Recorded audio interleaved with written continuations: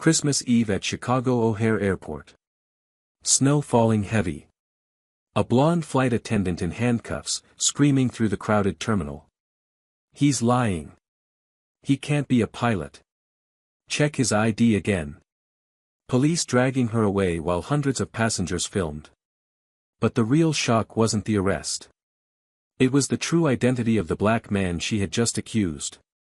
Before we dive into this incredible story, drop a comment letting me know where you're watching from tonight.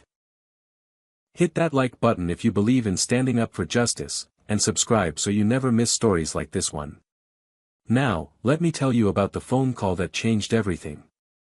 Captain Nathaniel Brooks stood 6 feet 1 inch tall, his dark skin gleaming under the fluorescent lights of the crew lounge at Los Angeles International Airport.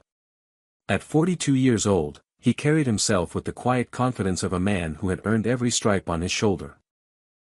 His uniform was immaculate, pressed to perfection, the 4 gold bars on his epaulets catching the light as he gathered his belongings.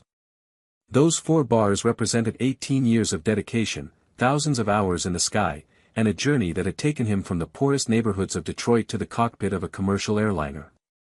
His smile came easy, revealing straight white teeth against his dark complexion. He kept his hair cropped short and neat, military style, a habit he had never been able to break even after all these years as a civilian. His hands were steady, the hands of a surgeon or a pilot, capable of making split-second decisions that meant the difference between life and death.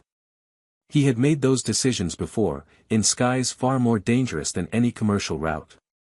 Nathaniel checked his watch and felt his heart warm. In just a few hours, he would be home. Home with Denise, his wife of 15 years, who was probably already basting the Christmas turkey and humming along to Mariah Carey. Home with Maya, his 8-year-old daughter who had called him 3 times during his layover just to make sure he was really coming home tonight. Home with Jerome Jr., his 5-year-old son who genuinely believed his father was a superhero because he could fly through the clouds. He pulled out his phone and scrolled through the photos Denise had sent. Maya in her red Christmas dress, standing next to the tree they had decorated together before he left. Jerome Jr. in his Spider-Man pajamas, holding up a sign that said, "Welcome home Daddy," in crooked letters. The Christmas tree glittering in the corner of their living room in the suburbs of Chicago. Everything he had worked for, everything he had sacrificed for, was waiting for him in that house. Denise Brooks was 38 years old, a 3rd-grade teacher at Lincoln Elementary who had a gift for making every child feel special.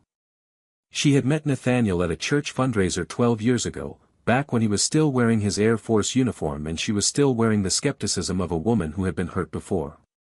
He had won her over slowly, patiently, the same way he approached everything in life. Now she was his rock, his anchor, the voice on the other end of the phone that reminded him why he kept flying. Nathaniel's career was the stuff of legend among his colleagues, though he never spoke of it himself. He had enlisted in the United States Air Force at 18, desperate to escape the dying factories and empty streets of Detroit. His father had worked the line at an auto plant for 30 years before it closed, leaving the family with nothing but memories and medical bills. Nathaniel had sworn he would find another way, and he had found it in the sky. He had flown F-16 fighter jets over the mountains of Afghanistan, providing close air support for ground troops who counted on him to keep them alive. He had completed 3 combat tours, earning commendations and promotions with each deployment. In 2008, during a mission that would later be classified, he had single-handedly destroyed an enemy ambush position that had pinned down a convoy of 23 American soldiers. The Distinguished Flying Cross that hung in his study at home was his reminder that courage was not the absence of fear but the decision that something else was more important. After leaving the military, Nathaniel had transitioned to commercial aviation with Continental Airways. He had started as a first officer, worked his way up through regional routes, and finally earned his captain's wings 7 years ago. He was one of the first black pilots at Continental to hold that rank, a fact that filled him with equal parts pride and frustration. Pride because he had earned it, frustration because in the year 2023, it was still noteworthy. His record was spotless. 15,200 hours of flight time without a single incident. 3 consecutive Pilot of the Year awards from the airline. A reputation for calm under pressure that had become almost mythical among the flight crews. When weather got bad and passengers got nervous, they wanted Captain Brooks in the cockpit. He had never let them down. The December evening had settled over Los Angeles with unusual chill as Nathaniel completed his pre-flight checks in the crew lounge. Christmas Eve traffic had been brutal, and the weather reports from Chicago were concerning. Heavy snow, possible delays, the kind of conditions that made flying challenging even for experienced pilots. But Nathaniel was not concerned. He had flown through worse over the Hindu Kush Mountains with enemy fire lighting up the night sky. He checked his phone one more time before heading to the gate. A text from Denise, "Maya won't sleep. Says Santa can't come until Daddy comes home." He smiled and typed back, "Tell her I'm on my way. Nothing's going to stop me tonight." He gathered his flight bag, tucked his captain's hat under his arm, and headed toward the gate. In his other bag, carefully wrapped and hidden from prying eyes, were the presents he had bought during his layover. A princess doll for Maya, the one she had been begging for since September. A remote control car for Jerome Jr., the expensive one that actually worked. Small tokens of love from a father who missed too many bedtimes and too many school plays. The flight from Los Angeles to Chicago was scheduled for 4 hours. By the time he landed, completed his paperwork, and drove home, it would be close to midnight. But he would make it. He always made it. The passengers filing onto Flight 847 did not know it, but they were in the safest hands in the sky. Captain Nathaniel Brooks was taking them home for Christmas. Brittany Morrison checked her reflection in the window of Gate B-17 at Chicago O'Hare and adjusted her silk scarf with practiced precision. At 28 years old, she had cultivated an image of effortless elegance that she wore like armor. Her blonde hair fell in perfect waves past her shoulders, framing a face that had graced the society pages of the Atlanta Journal-Constitution more times than she could count. Her blue eyes, cold as a winter morning, scanned the crowded terminal with barely concealed disdain. She was exhausted, irritated, and increasingly furious.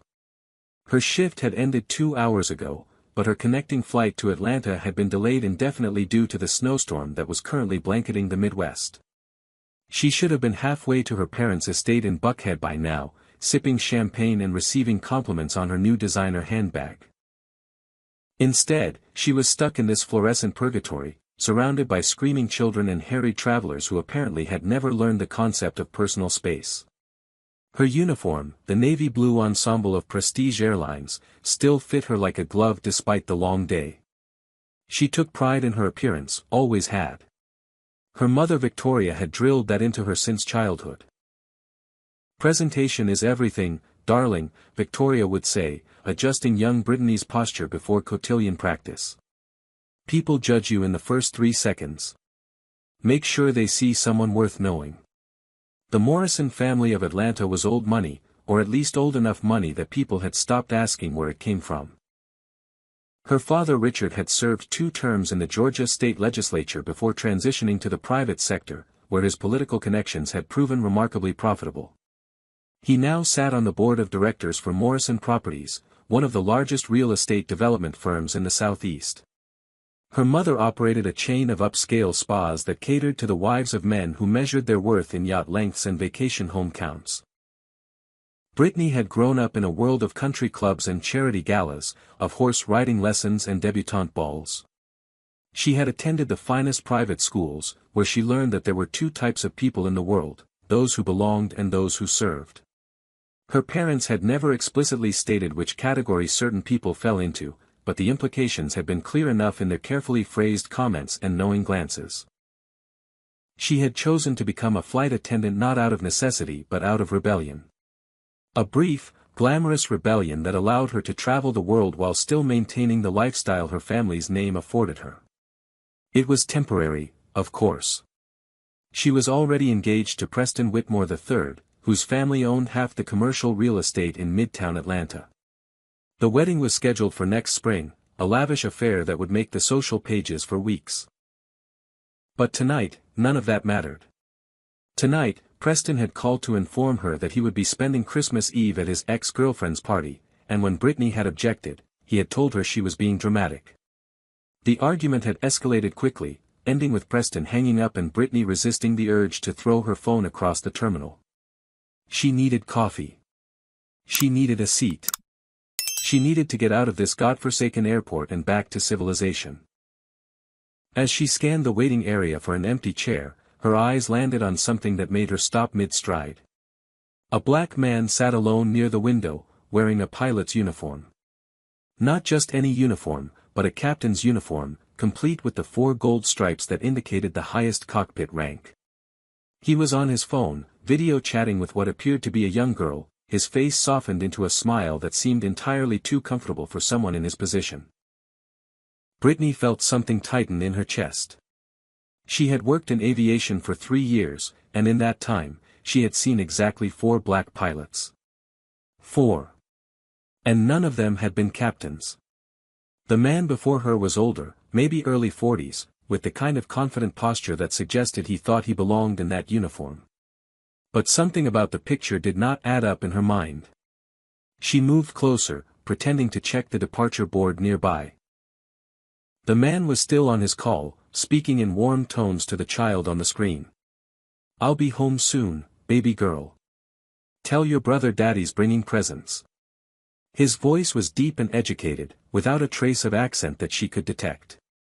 His uniform appeared authentic, the Continental Airways logo clearly visible on his breast pocket.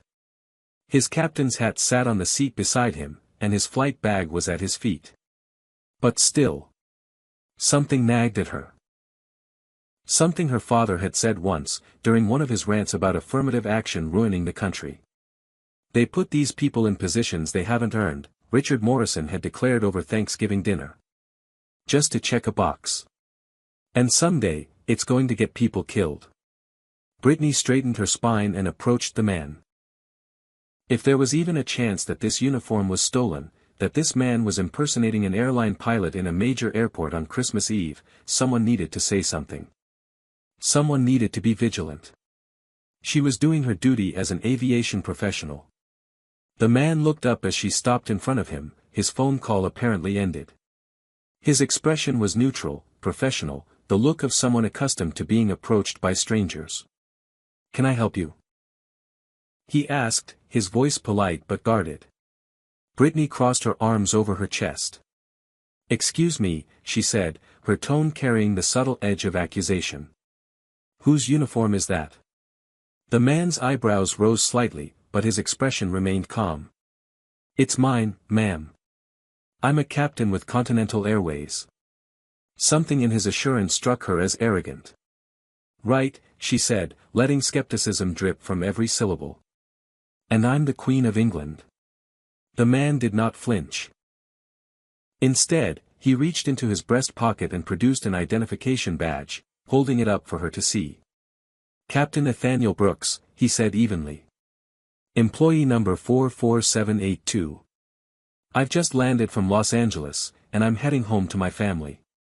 Brittany studied the badge with narrowed eyes.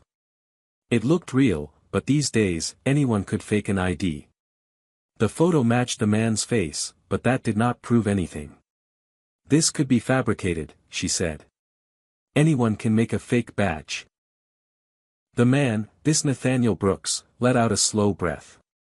Something flickered in his eyes, something that looked almost like exhaustion, as if this was not the first time he had faced such questions.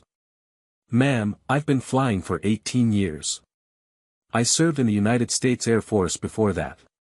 If you'd like, you can contact the airline directly to verify my credentials." But Brittany was not listening anymore. The exhaustion in his eyes only confirmed her suspicions. A real captain would be outraged at being questioned. This man's resignation suggested guilt, suggested a man who knew he had been caught and was trying to talk his way out of it. "I don't think so," she said, her voice rising slightly. "I think you need to explain why you're wearing that uniform. Where did you get it? Did you steal it?" Around them, heads were beginning to turn. A mother pulled her children closer. A businessman lowered his newspaper to watch. The man's calm was starting to crack, and Brittany felt a surge of vindication. She was right. She was always right about these things. Brittany's voice cut through the ambient noise of the terminal like a knife through silk. She had learned long ago that volume was power, that the person who controlled the narrative controlled the outcome. And right now, she intended to control this situation completely. "Everyone, please be careful," she announced, her arms spread wide as if she were directing traffic. "This man is wearing a stolen pilot uniform. He could be a security threat."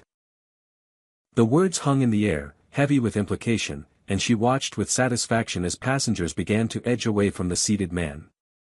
Nathaniel Brooks remained in his chair, his hands resting on his knees in a posture of deliberate non-threat. 18 years of dealing with suspicious glances and whispered comments had taught him the rules of engagement. Stay calm. Stay visible. Do not give them any reason to escalate. He had learned these rules the hard way, from the first time a passenger had demanded to see his credentials before boarding, to the countless occasions when hotel staff had assumed he was the bellhop rather than the guest. "Ma'am," he said, his voice steady as bedrock, "I understand your concern, but I assure you I am exactly who I say I am. If you'll allow me to contact my airline." "Oh, I'll contact someone all right," Brittany interrupted, her phone already in her hand. Her manicured fingers flew across the screen as she dialed airport security. "Yes, hello.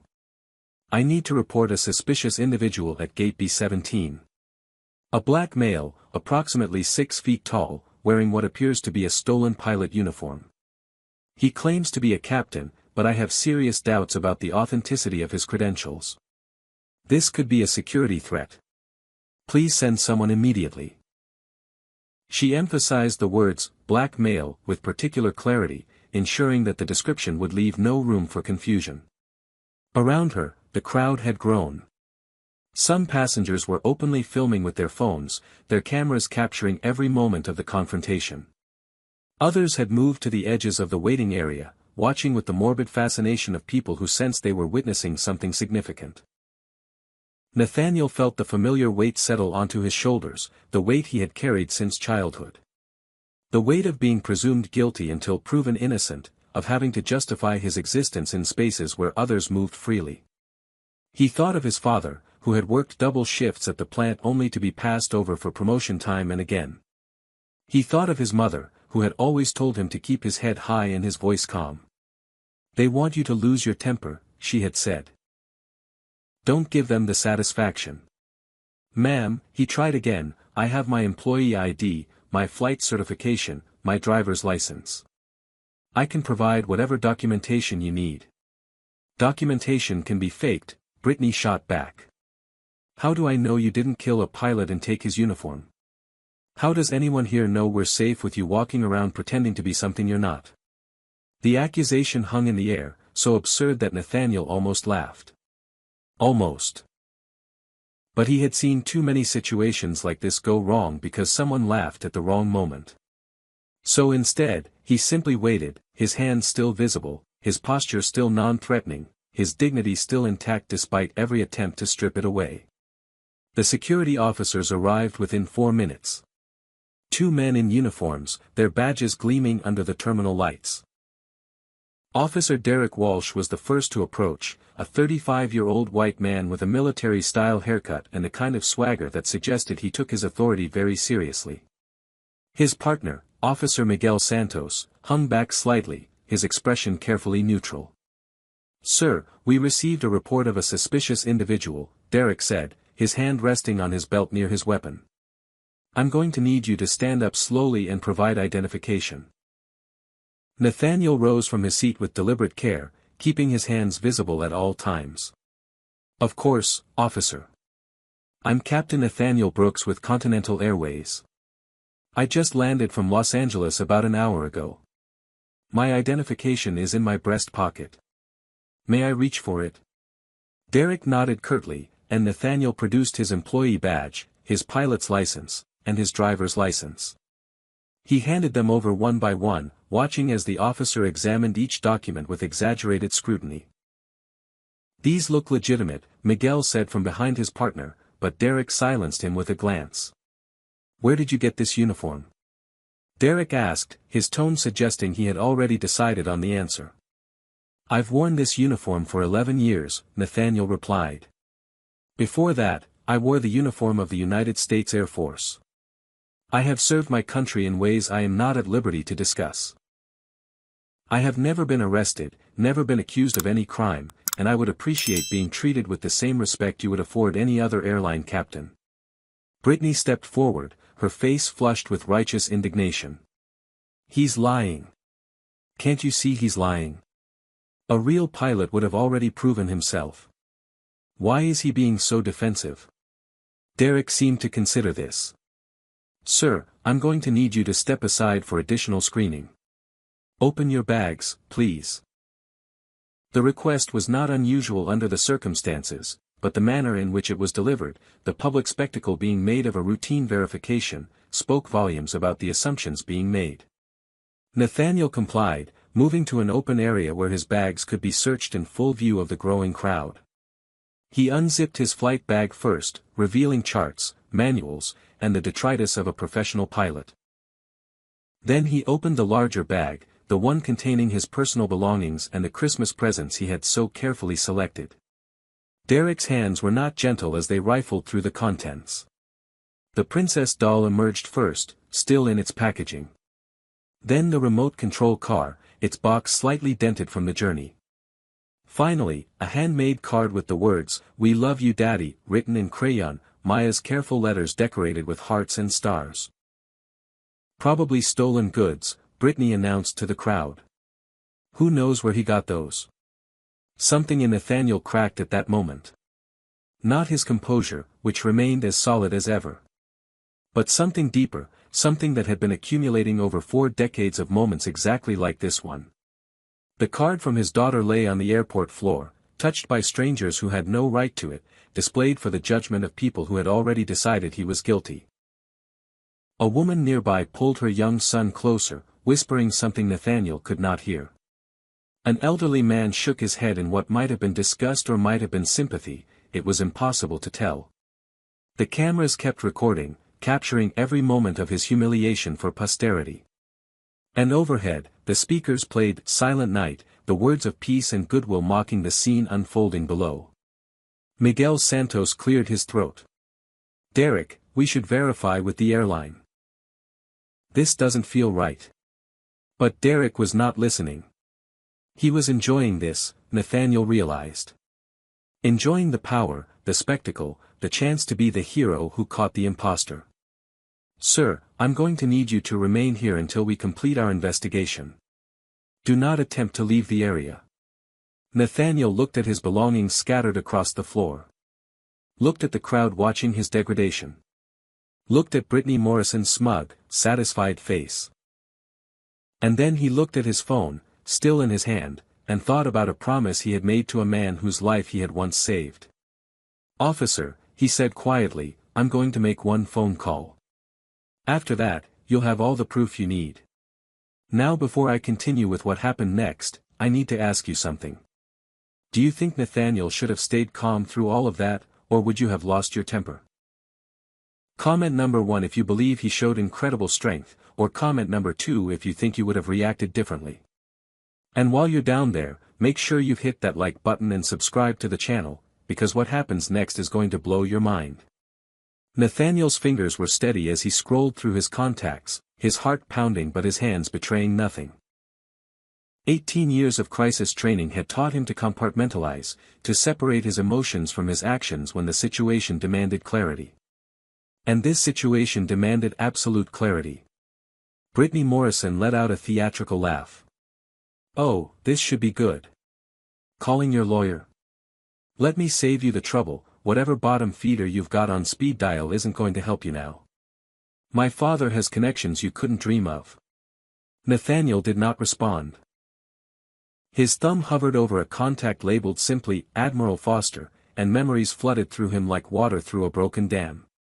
Afghanistan, 2008. A convoy pinned down in a valley, RPG fire raining down from the surrounding ridges. 23 soldiers, including a young naval officer who had been attached to the unit as a liaison. Captain Raymond Foster, they had called him then. The man who would not leave his wounded men, even as enemy fighters closed in. Nathaniel had been providing air support from his F-16, circling above the carnage like a guardian angel with weapons hot. The situation was deteriorating by the second. Standard protocol would have been to fall back and wait for ground reinforcements. But there were no reinforcements coming, and the men in that valley would be dead in 15 minutes if someone did not do something unprecedented. What Nathaniel did next would later be described in classified documents as beyond the scope of reasonable risk assessment. He had taken his aircraft down into the valley itself, flying lower than any pilot should fly, using his jet as a weapon of terror against the enemy positions. The roar of his engines had scattered the attackers long enough for the convoy to reach cover. His precision strikes had eliminated the primary threat positions. And when it was over, when the dust settled and the survivors were evacuated, Raymond Foster had gripped his hand with tears streaming down his face and sworn an oath.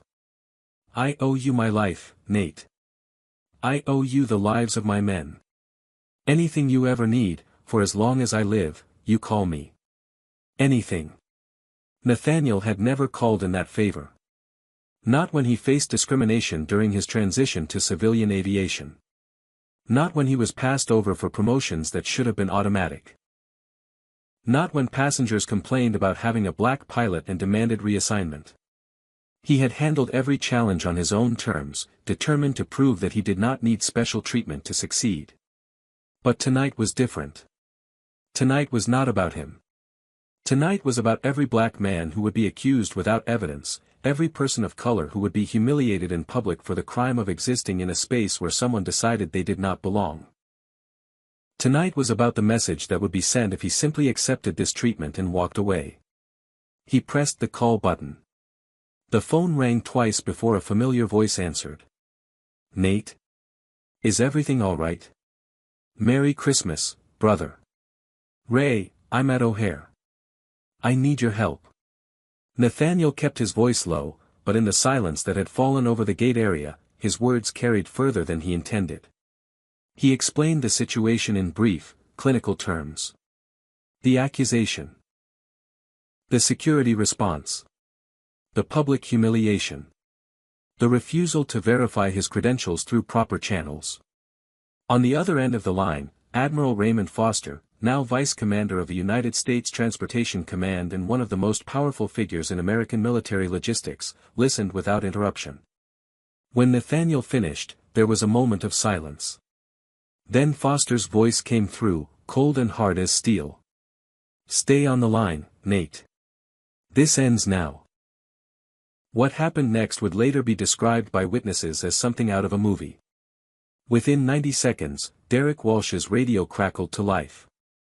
His face went pale as he listened, his hand unconsciously moving away from his weapon. Miguel Santos received a call on his personal cell phone, and his expression shifted from neutral to something approaching alarm. In rapid succession, the situation began to transform. A message came through to the airport Central Security Office from the Department of Homeland Security Regional Headquarters. Another message arrived at Continental Airways Operations Center, flagged as highest priority. Phones began ringing throughout the terminal's administrative offices, each call carrying the same message: there had been a grave mistake, and it needed to be corrected immediately. Brittany Morrison watched the sudden activity with growing confusion. "What's happening? Who did he call?" No one answered her. The officers who had been so eager to search Nathaniel's belongings were now speaking in hushed, urgent tones, their body language completely changed. From the far end of the terminal, footsteps echoed against the polished floor. Fast footsteps, purposeful footsteps, the footsteps of people who were not accustomed to being kept waiting. A man in his 50s appeared first, his airport security badge identifying him as Thomas Bradley, Director of Security for Chicago O'Hare International Airport.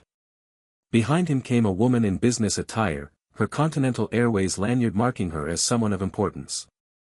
And behind them, two men in dark suits whose bearings screamed federal authority louder than any badge could. The crowd parted like the Red Sea before Moses. Thomas Bradley strode directly to where Nathaniel stood surrounded by his scattered belongings, his face a mask of barely controlled fury. He looked at Derek Walsh with an expression that promised significant career consequences, then turned to Nathaniel with something approaching reverence. "Captain Brooks," he said, loud enough for everyone to hear, "please accept my deepest apologies on behalf of this airport. Do you have any idea who this man is?" He addressed the last question to Derek, who looked like he might be sick. "What do you think the security director said next? What truth about Nathaniel's identity was about to come out? Stay with me, because the revelation that follows will change everything you thought you knew about this story." Thomas Bradley turned to face the assembled crowd, his voice carrying the weight of official authority. "This man," he said, gesturing to Nathaniel, "is Captain Nathaniel Brooks. He is a recipient of the Distinguished Flying Cross, one of the highest honors awarded to military aviators. He served 3 combat tours in Afghanistan and Iraq, flying missions that most of us cannot imagine." The words fell into the silence like stones into still water. Brittany Morrison's face had gone from smug satisfaction to pale disbelief, but Bradley was not finished. In 2008, Captain Brooks single-handedly saved a convoy of American soldiers from an enemy ambush. 23 lives, preserved because this man was willing to risk everything. Among those soldiers was Commander Raymond Foster, who is now Admiral Raymond Foster, Vice Commander of the United States Transportation Command. Bradley paused, letting the implications sink in. "The Admiral called me personally, 3 minutes ago, to inform me that one of his closest friends and a genuine American hero was being treated like a criminal in my airport." Rebecca Chen from Continental Airways stepped forward, her heels clicking sharply against the floor. "I can confirm that Captain Brooks has been employed with our airline for 11 years. He holds the distinction of being named Pilot of the Year 3 consecutive times. His safety record is impeccable, with over 15,000 hours of flight time and 0 incidents. He is, quite frankly, one of the finest pilots in commercial aviation." The crowd's energy had shifted completely. Where moments ago there had been suspicion and fear, now there were murmurs of outrage directed not at Nathaniel but at his accusers. Phones that had been recording his humiliation were now capturing his vindication. Brittany Morrison took an involuntary step backward, her carefully constructed confidence crumbling like a sandcastle before the tide. I didn't know," she stammered. "He looked suspicious. I was just being careful. Anyone would have done the same thing." Thomas Bradley's gaze could have frozen the Great Lakes. "Suspicious how, exactly, Ms. Morrison? Because of his uniform? His credentials? Or was it something else about his appearance that led you to conclude he couldn't possibly be who he said he was?" The question hung in the air, unanswered and unanswerable. Everyone present knew exactly what that something else was, even if no one was willing to say it aloud. One of the men in dark suits stepped forward, his federal badge now visible. Agent Marcus Williams of the Department of Homeland Security was an imposing figure, standing well over 6 feet with shoulders that suggested he had not always worked behind a desk. His skin was dark, darker than Nathaniel's, and his eyes held the kind of weariness that came from dealing with situations like this far too often. "Ms. Morrison," he said, his voice carrying the formal cadence of official business, "making a false report about a security threat in an airport is a federal crime. The penalties can include up to 5 years in prison and fines up to $250,000. Brittany's composure shattered completely. "What? No, you can't be serious. I didn't make a false report. I genuinely believed he was an imposter. I was protecting people." "You accused a decorated military veteran and a licensed commercial pilot of being a criminal," Agent Williams continued, unmoved by her protests. "You did so publicly, with no evidence, and you explicitly identified him by race in your call to security. These actions have consequences." "Please," Brittany said, her voice breaking, "my father is Richard Morrison. He's a former state senator. He knows people. If you'll just let me call him, he can explain everything." Agent Williams' expression did not change. "Ma'am, I don't care if your father is the President of the United States. What I care about is that you terrorized an innocent man in front of hundreds of witnesses, and you did so on Christmas Eve while he was trying to get home to his family. Now, I'm going to need you to come with us." Through all of this, Nathaniel Brooks had remained silent, watching the scene unfold with an expression that was difficult to read. Relief, certainly. Vindication, perhaps. But also something deeper, something that looked almost like grief for the world his children would inherit. Thomas Bradley approached him quietly. "Captain Brooks, I cannot express how sorry I am that this happened. The officer who responded inappropriately will be disciplined. The airline will be issuing a formal apology. And if there's anything else we can do." Nathaniel held up a hand. "There is one thing. Before you take her away, I want to press charges. Every charge that applies." A murmur ran through the crowd. Brittany Morrison let out something between a sob and a scream. "You can't. It was a misunderstanding. I'll lose everything." Nathaniel turned to face her for the first time since the authorities had arrived. His voice was calm, almost gentle, which somehow made his words more devastating. "Not for revenge, Ms. Morrison. I've faced people like you my entire life. You are not special. You are not unique. You are simply the latest in a long line of people who looked at my skin and decided I couldn't possibly have earned my place." He paused, and when he spoke again, his voice carried to every corner of the gate area. "I'm pressing charges because the next black man you accuse might not have an admiral to call. The next black pilot, or doctor, or lawyer, or teacher might not have the connections to prove their innocence before your assumptions destroy their career. Someone has to draw a line and say enough. Today, that someone is me." The silence that followed was profound. Then, slowly, someone in the crowd began to clap. A single person at first, then 2, then 10, until the applause spread through the terminal like wildfire. People who had been afraid to speak up earlier now called out words of support. "Tell it, Captain. We see you, brother. That's right." Brittany Morrison was led away in handcuffs, her designer uniform disheveled, her makeup streaked with tears. She screamed about her father's connections until she was out of earshot, but no one was listening anymore. The story had already escaped into the digital ether, spreading across social media with the speed of righteous fury. By morning, the whole country would know what had happened at Gate B-17. The walk from Gate B-17 to the airport security offices was approximately 400 feet. For Brittany Morrison, it might as well have been 400 miles. Every step brought her past another cluster of travelers who had witnessed her downfall, another phone raised to capture her disgrace, another face twisted in contempt for what she had done. "You can't do this to me," she screamed, struggling against the grip of the agents flanking her. "Do you know who my father is?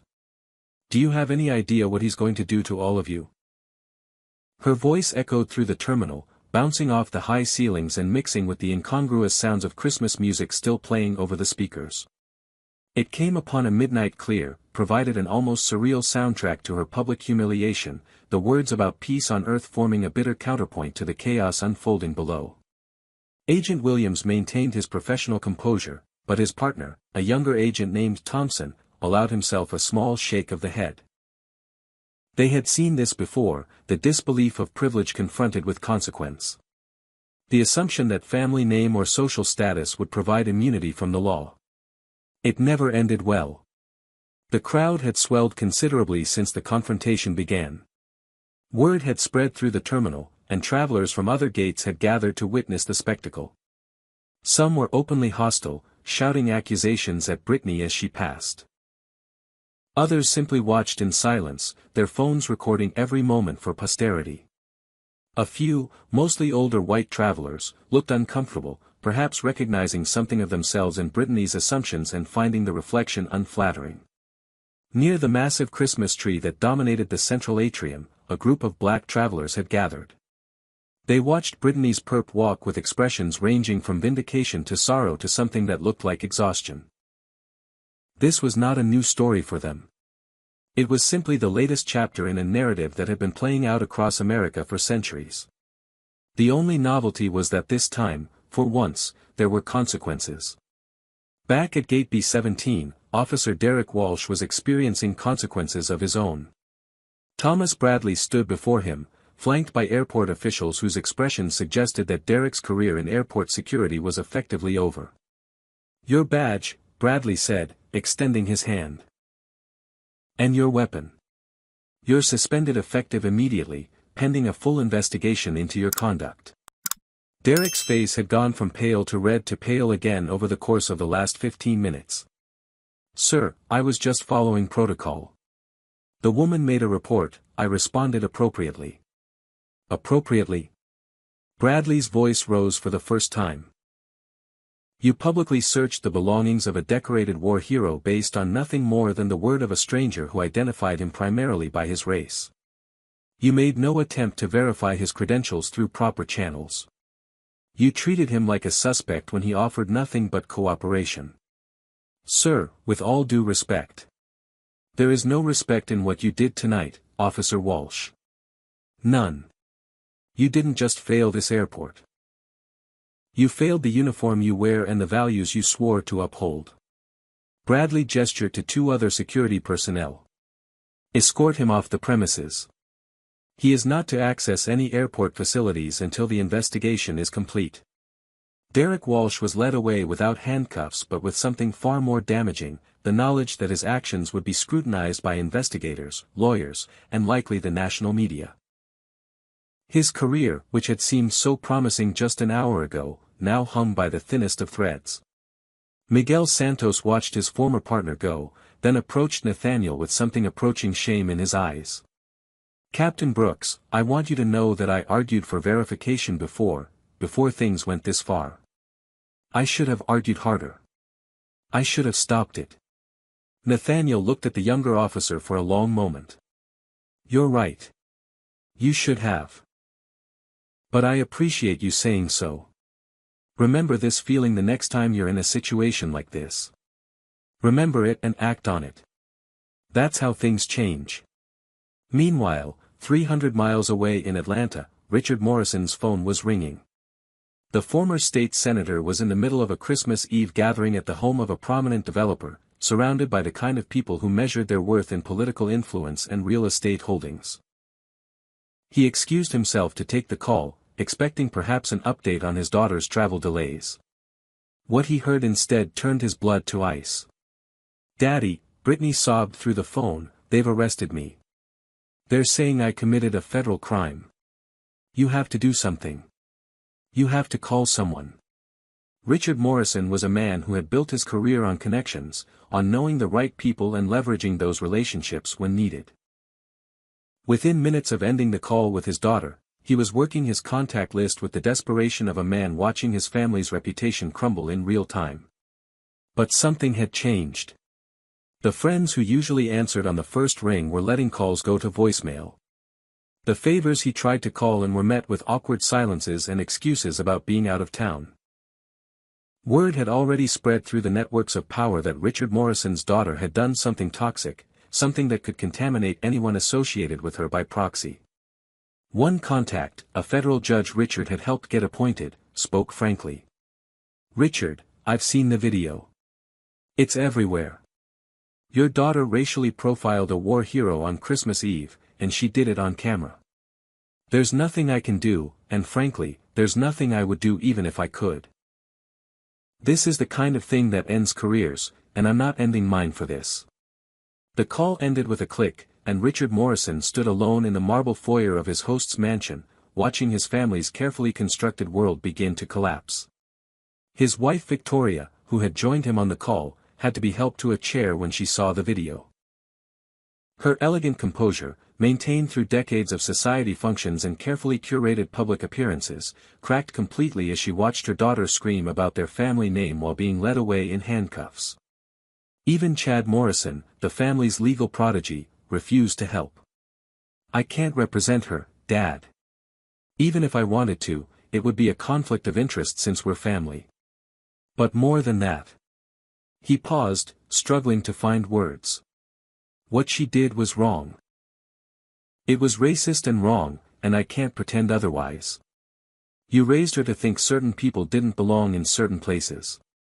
This is the result." The accusation landed like a physical blow. Richard Morrison had never considered himself a racist. He had simply had opinions, preferences, observations about how the world worked. He had never burned a cross or used slurs in public. But watching the video of his daughter, hearing the contempt in her voice as she accused an innocent man of being an imposter, he could not deny where those attitudes had come from. Back at O'Hare, the video of Brittany's arrest had begun its viral journey. Posted first by a college student who had been waiting at a nearby gate, it hit Twitter at 9:47 p.m. Central Time. By 10:15, it had been shared over 100,000 times. By 10:45, it was trending nationally under multiple hashtags including Justice for Captain Brooks, Christmas Eve Racism, and Fly While Black. The comments section became a battleground and a support group simultaneously. Black pilots from around the world shared their own stories of being questioned, doubted, and humiliated. Flight attendants confessed to witnessing similar incidents that they had been too afraid to report. Veterans expressed outrage that a decorated service member had been treated like a criminal. And millions of ordinary people voiced their support for a man they had never met but whose dignity they had watched be attacked in real time. Continental Airways issued a statement within 2 hours, expressing full support for Captain Nathaniel Brooks and announcing an immediate review of all discrimination complaints filed by employees and passengers in the previous 5 years. Prestige Airlines, Brittany Morrison's employer, moved even faster, releasing a terse announcement that the individual in question is no longer employed by our organization before the clock struck midnight. The night that should have been silent and holy had become a reckoning. Nathaniel Brooks pulled into his driveway at 12:17 a.m. on Christmas morning. The snow had stopped falling, leaving a blanket of white that sparkled under the streetlights like scattered diamonds. The house before him was dark except for the warm glow of Christmas lights outlining the windows and the faint flicker of the tree visible through the living room curtains. He sat in the car for a long moment, engine idling, heat blasting against the cold that had seeped into his bones. The events of the past 5 hours played through his mind like a film he could not stop watching. The accusation. The search. The humiliation. The vindication. The endless questions from reporters who had materialized as if from thin air, all wanting to know how he felt, what he thought, what message he had for America. He had not answered their questions. He had simply gathered his scattered belongings, including Maya's handmade card that now bore the footprint of a careless security officer, and walked out of the airport without looking back. The police had offered an escort, but he had declined. He just wanted to go home. The front door opened before he could reach for his keys. Denise stood in the doorway, her robe wrapped tight against the cold, her face a mixture of relief and fury and love so fierce it took his breath away. She had been watching the news. She had seen everything. Nate, she whispered, and then she was in his arms, and he was holding her, and the dam he had built around his emotions finally broke. He cried into her shoulder, great heaving sobs that came from somewhere so deep he had not known it existed. He cried for the humiliation he had endured, for the dignity he had fought to maintain, for all the times he had swallowed his anger and smiled through his pain and pretended that being treated as less than human was just part of the job. "I'm so proud of you," Denise said into his chest. "I'm so incredibly proud of you." They stood there in the doorway, the cold forgotten, until a small voice from inside the house broke the moment. "Daddy?" Maya stood at the top of the stairs in her Christmas pajamas, her hair in the braids Denise had done that morning, her eyes wide with the confusion of a child who did not understand why her parents were crying. Jerome Jr. appeared beside her moments later, rubbing sleep from his eyes, clutching the stuffed airplane Nathaniel had given him last Christmas. "Hey, baby girl," Nathaniel said, his voice rough but steady. "Hey, little man. Come here." They ran to him, their small bodies colliding with his legs, their arms wrapping around him with the desperate grip of children who had sensed something was wrong even in their sleep. He knelt down and pulled them both close, breathing in the scent of their shampoo and their innocence and their unconditional love. "Daddy, why are you crying?" Jerome Jr. asked. "Because I'm happy to be home, buddy. That's all. I'm just really happy to be home." They opened presents at 1:30 in the morning, an unprecedented breach of Brooks' family protocol that the children were too excited to question. Maya screamed with joy when she saw the princess doll, and Jerome Jr. immediately began racing his remote control car around the living room, narrowly avoiding the Christmas tree multiple times. Denise served hot chocolate with extra marshmallows, and for a few precious hours, the events at the airport faded into the background. But the world outside their walls was still turning, and by the time they woke on Christmas morning, the story had taken on a life of its own. Every major news network led with coverage of the incident. CNN had obtained extended footage from multiple angles, piecing together a comprehensive timeline of events. Fox News was running a panel discussion on political correctness and airport security, with guests arguing both sides of an argument that Nathaniel did not believe had two sides. MSNBC had tracked down several of Brittany Morrison's former colleagues, who provided anonymous quotes about her problematic attitudes and history of complaints. The internet had done what the internet does, transforming a single incident into a movement. The hashtag #WeKeepFlyingAnyway, inspired by Nathaniel's words to Maya during a phone interview he had briefly given, had become a rallying cry. Black professionals in every field were sharing their stories of being questioned, doubted, and dismissed. Pilots, doctors, lawyers, engineers, professors, they all had experiences that echoed Nathaniel's, and they were finally giving voice to indignities they had long suffered in silence. On December 26, the news coverage intensified. The governor of Illinois issued a statement condemning the racist attack on Captain Nathaniel Brooks and calling for a comprehensive review of anti-discrimination training in all state agencies. The CEO of Continental Airways appeared on morning television to announce a new initiative aimed at increasing diversity in commercial aviation. 3 separate civil rights organizations filed amicus briefs in support of federal charges against Brittany Morrison. Nathaniel declined every interview request except one. On December 28, he sat down with NBC's Lester Holt for a conversation that would be watched by more than 30 million people. The interview took place in Nathaniel's living room, with Denise and the children present at his request. He wanted America to see what Brittany Morrison had threatened, what her assumptions had nearly destroyed. A family. A home. A life built on sacrifice and service. Captain Brooks, Holt began, you've had a few days to process what happened. How are you feeling? Nathaniel considered the question carefully. Honestly, Lester, I'm feeling a lot of things. I'm angry, of course. Anyone would be. But I'm also sad. Sad that in 2023, a black man in a pilot's uniform is still treated as a suspect. Sad that my children have to grow up in a world where they'll face the same doubts and assumptions I've faced. You served 3 combat tours in Afghanistan and Iraq. You have the Distinguished Flying Cross. You've saved lives, both in military service and as a commercial pilot. Does it frustrate you that none of that seemed to matter at that moment? It's not frustrating, Lester. It's exhausting. Nathaniel's voice was steady but heavy. My father worked in an auto plant in Detroit for 30 years. He told me once that I would have to be twice as good to get half as far. I thought if I achieved enough, if I earned enough accolades, if I served my country well enough, I could escape that reality. But you can't escape it. You can't out-achieve prejudice. No matter how high you fly, there will always be someone waiting to pull you back down. Maya, who had been sitting quietly beside her mother, suddenly spoke up.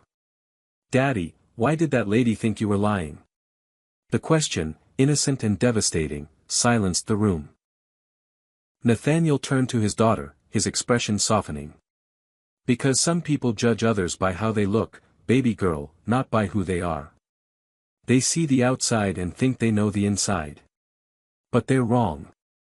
That's not fair, Maya said. No, baby. It's not. But we keep flying anyway. That's what we do. We keep flying. The clip of that exchange would become the defining image of the story, shared millions of times, referenced in think pieces and editorials, cited in congressional testimony about racial profiling.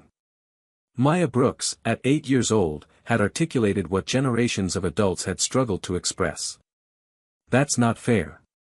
3 words that contained an entire history of injustice. The federal case against Brittany Morrison proceeded with unusual swiftness, driven by public attention and the overwhelming strength of the evidence.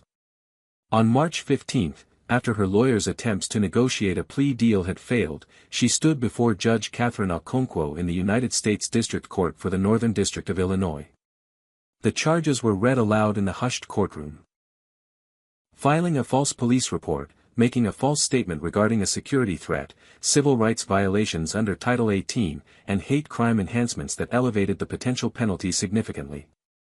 If convicted on all counts, Brittany faced up to 15 years in federal prison. She had changed dramatically in the 3 months since her arrest. Gone was the polished confidence, the designer clothes, the perfectly styled hair. The woman who stood before the judge looked diminished, hollowed out by the consequences of her actions. Her attorney, a high-priced specialist in white-collar defense, had advised her to express remorse, but the words that came out sounded rehearsed and hollow. The prosecution called witnesses who painted a damning picture. Fellow flight attendants testified to Brittany's history of discriminatory comments. Former college roommates described her family's casual racism, the dinner table conversations about certain people knowing their place.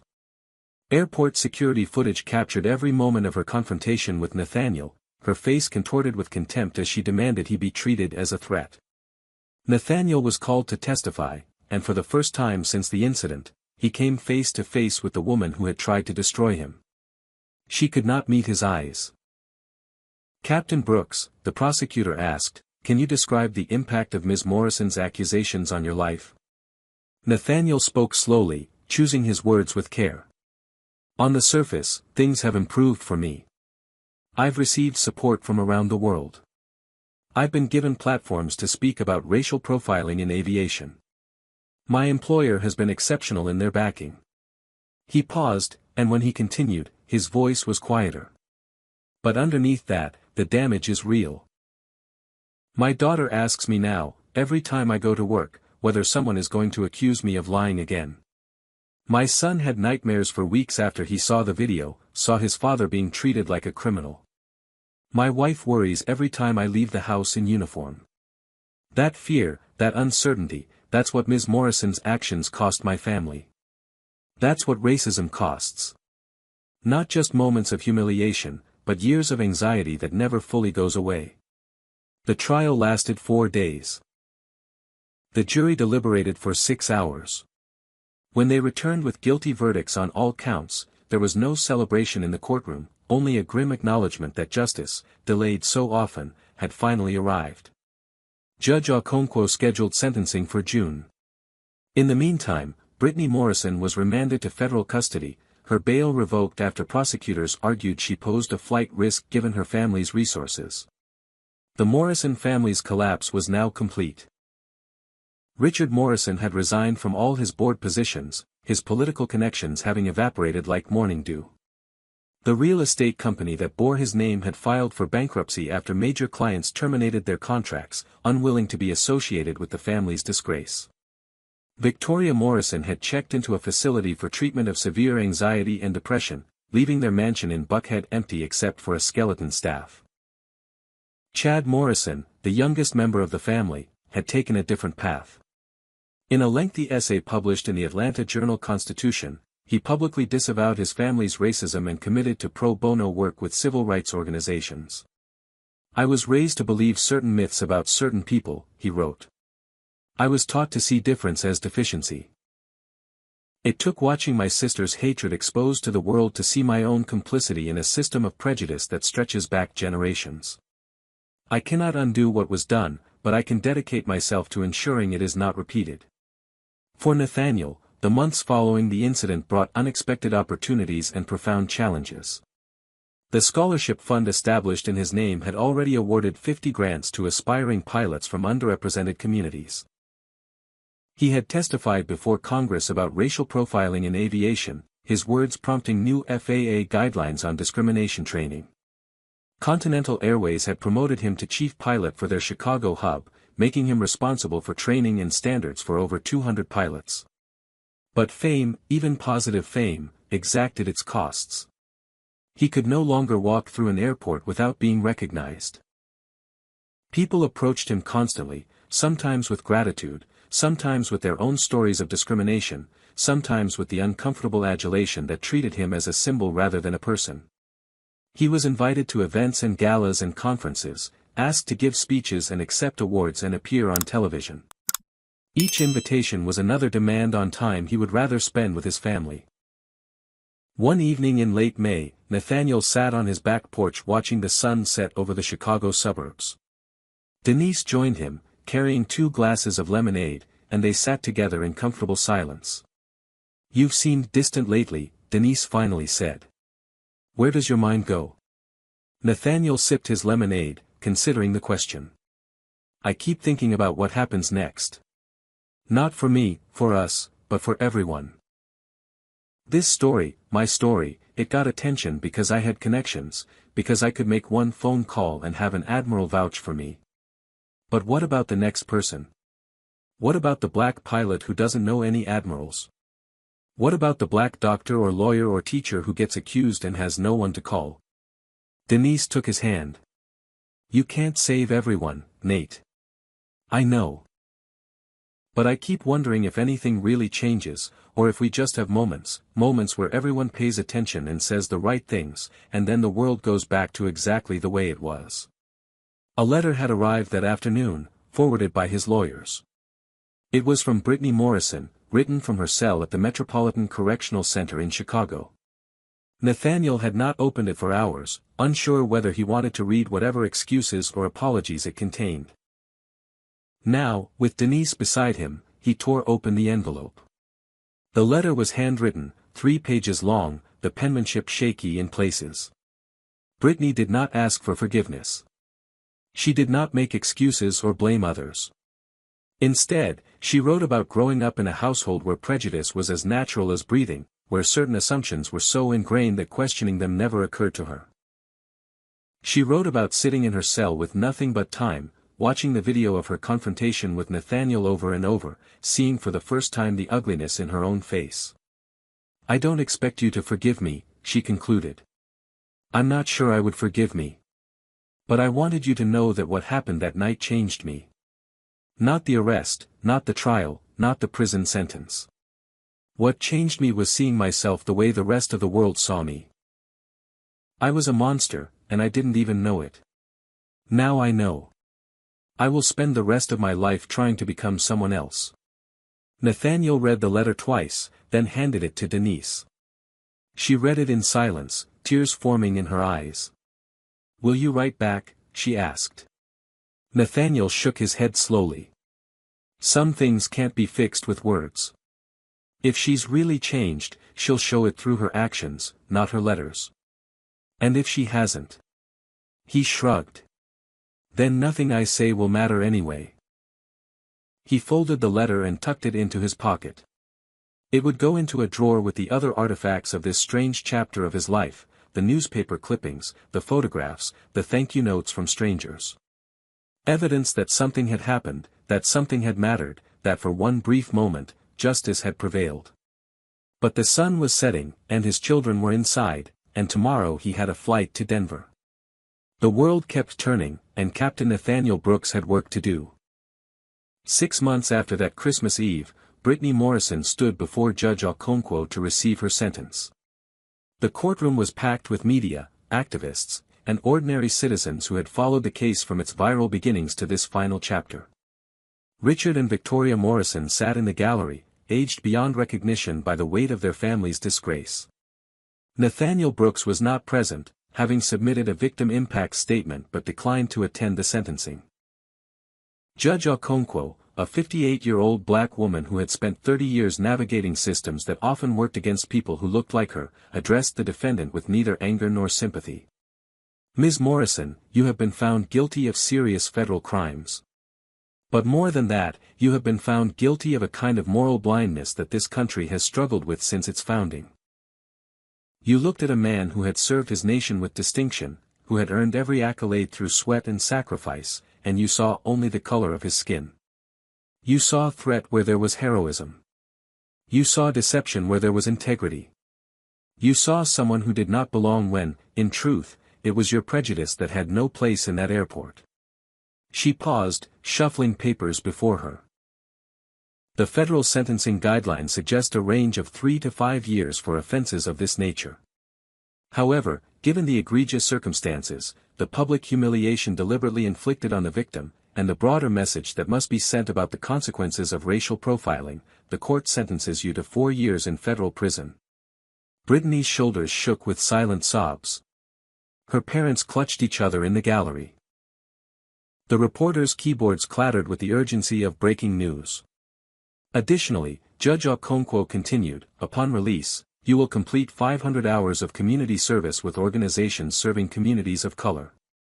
You will be prohibited from working in aviation or any travel-related industry for 10 years. And you will be required to attend and complete a certified program in racial bias awareness. The gavel fell. Brittany Morrison was led away in handcuffs for the second time in 6 months, this time to begin a sentence that would define the rest of her life. Outside the courthouse, cameras captured the reactions. Civil rights leaders praised the sentence as a step toward accountability. Critics argued it was too harsh or too lenient, depending on their perspective. Social media erupted with opinions and arguments, the discourse as divided as the nation itself. But somewhere in the sky over Nebraska, Captain Nathaniel Brooks was focused on something else entirely. He was in the cockpit of Continental Flight 1247, bound from Chicago to Atlanta. The weather was clear, the instruments steady, the kind of routine flight that allowed the mind to wander. He thought about the sentencing, which his co-pilot had mentioned during their pre-flight briefing. He thought about Brittany Morrison beginning her years of confinement. He thought about whether any of it would change anything, really. Then a voice from the right seat interrupted his contemplation. Captain Brooks, can I tell you something? He turned to look at his co-pilot, a young black woman named Jasmine Turner who had joined Continental just 8 months ago. She was 27 years old, with natural hair pulled back in a professional style and eyes that held a mixture of nervousness and determination. Of course, First Officer Turner. What's on your mind? Jasmine took a breath. Sir, I need you to know something. I applied to flight school because of you. Nathaniel's eyebrows rose. Because of what happened at the airport? Yes, sir. I saw your interview, the one where your daughter asked why that woman thought you were lying. And you said we keep flying anyway. Jasmine's voice wavered slightly but did not break. I was working at a coffee shop in Memphis when I saw that. I had dreamed about flying since I was a little girl, but I never thought it was for people like me. I never saw anyone who looked like me in the cockpit. I had almost given up on the dream entirely. What changed? Nathaniel asked quietly. You did, sir. You showed me that it was possible. That people like us could reach the highest levels of this profession. That no matter how many people tried to pull us down, we could keep flying anyway. She reached into her flight bag and produced an envelope. My grandmother wanted me to give you this. She said you'd understand. Nathaniel took the envelope, his curiosity piqued. Inside was a photograph, old and slightly faded, printed in black and white. It showed a young black woman standing beside a small propeller aircraft, her smile radiant with pride and defiance. On the back, in elegant handwriting, were the words, Bessie Coleman inspired me. Now, Nathaniel Brooks inspires my granddaughter. Bessie Coleman. The first black woman to earn a pilot's license, back in 1921. The woman who had to travel to France to learn to fly because no American school would accept her. The woman who had died too young but whose legacy had inspired generations of black aviators. Nathaniel stared at the photograph for a long moment. The connection stretched across a century, from Bessie Coleman to Jasmine's grandmother to Jasmine herself to the cockpit of this commercial airliner flying over the heartland of America. A chain of inspiration, unbroken despite everything that had tried to shatter it. Do you know what your grandmother just taught me? He said finally. What's that, sir? That one person standing up isn't just about that moment. It's about every moment that comes after. Every person who sees and believes they can too. He placed the photograph on the instrument panel where he could see it. Let's fly, First Officer Turner. Yes, sir, Captain. The aircraft continued its journey through clear skies, two black pilots in the cockpit of a commercial airliner, carrying 163 passengers who had no idea of the history being made above their heads. Somewhere below, Brittany Morrison was beginning her sentence. Somewhere below, Derek Walsh was working a security job at a shopping mall, his career in aviation permanently over. Somewhere below, a little girl named Maya Brooks was telling her classmates that her daddy was a superhero who flew through the clouds. And somewhere in the cosmic ledger where justice is tallied, a balance had shifted, if only slightly, toward the side of righteousness. This Christmas Eve began with an accusation meant to ground a pilot because of the color of his skin. Instead, it launched a movement that lifted countless others into the sky. Because sometimes, the very thing designed to break you becomes the thing that elevates everyone else. Captain Nathaniel Brooks did not just prove he could fly. He proved that no amount of hatred, no depth of prejudice, no legacy of discrimination can keep a dream from soaring. To everyone who watched this story unfold, I want to ask you something before we end. What would you have done in Nathaniel's place? Would you have pressed charges, or would you have walked away? Comment below with your thoughts, and let's have a real conversation about how we can all work toward a world where stories like this become history rather than headlines. If this story moved you, please hit that like button and share it with someone who needs to hear it. Subscribe to the channel so you never miss stories of courage, justice, and the triumph of human dignity.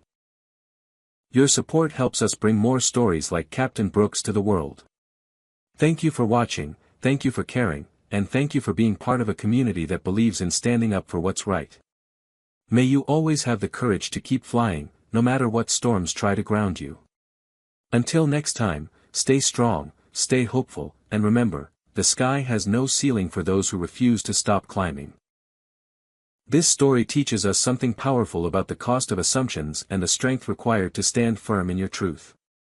Captain Nathaniel Brooks spent 18 years proving himself in the skies, served his country with distinction, and earned every stripe on his uniform through sacrifice and dedication. Yet none of that mattered to someone who had already decided what he could or could not be based solely on the color of his skin. The lesson here is twofold. First, prejudice blinds us to the humanity of others. Brittany Morrison looked at a decorated war hero and saw only a threat because her mind could not reconcile excellence with blackness. Her assumptions cost her everything, her career, her freedom, her family's reputation. The beliefs she inherited became the chains that bound her. Second, dignity is not something others can take from you.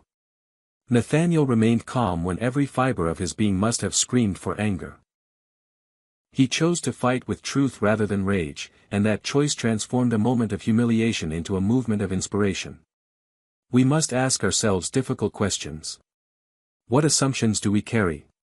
What excellence do we fail to see because of our own blindness?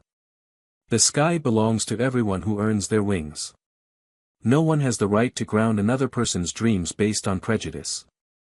Change begins when we choose to see people as they are, not as our fears imagine them to be. Now I want to hear from you. Have you ever been judged unfairly before people knew the real you? Have you witnessed someone being treated differently because of how they looked? Drop your story in the comments below, because your voice matters and your experience could help someone else feel less alone. If Captain Brooks' courage inspired you tonight, smash that like button and let the algorithm know this story deserves to be seen. Subscribe to our channel and hit the notification bell so you never miss powerful stories like this one.